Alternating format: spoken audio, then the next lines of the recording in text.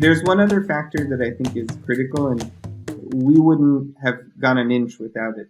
But I got really lucky early on. One of my friends, Meg Gardner, who's this event doula, and Marissa, they came on to be part of our core staff. It was just me and my wife at that time and them. It was incredible to understand the role of those first one or two people, which I call the host. And people ask me this now when they're building like their retreats. They're like, what's my staffing have to look like? And of course, you have some groundskeepers, or you have a housekeeper, or you have a kitchen person. But really, the staff, you need a strong host who's very personable with people, with the groups that are coming in. And if that same person can be kind of like a general manager and pay the staff and do the bills and do everything, that's cool.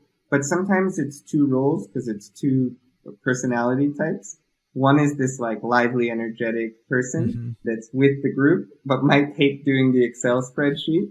The other is your person who's like, Ed, like we paid the gas and the electricity on time. And I'm like, whoa, first month that the bills are paid on time, right? Nice. And you know, I always say that you find people who are slashies, you know? Yeah, I'm like, all right, we were so rudimentary. And later when I worked at bigger companies, I was like, oh, they're also like, nobody has their shit together, so don't worry.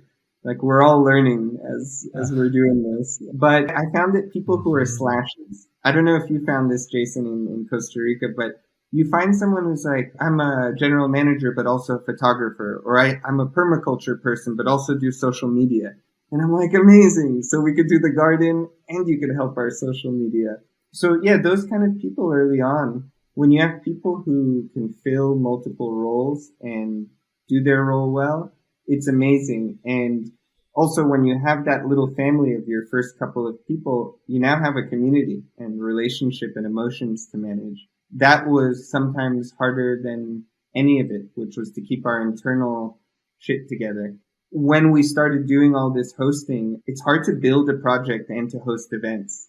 And I see this happening all the time because people start hosting and they're stressed because they don't have time to build the project. And also people who are just building, who are never hosting, are never really igniting their project. So it's this really happy balance of building this thing that we just spoke about and then taking it slow. Do one retreat, do one event, test your team, see if you're missing somebody, or maybe you have somebody on your staff that you really shouldn't be able to afford for that now. It's too much. So yeah, I think take it slow and prototype, get an MVP going with the glamping or whatever you want to do, and just launch. I guess the biggest lesson that I could have seen now is just start it with the smallest first step.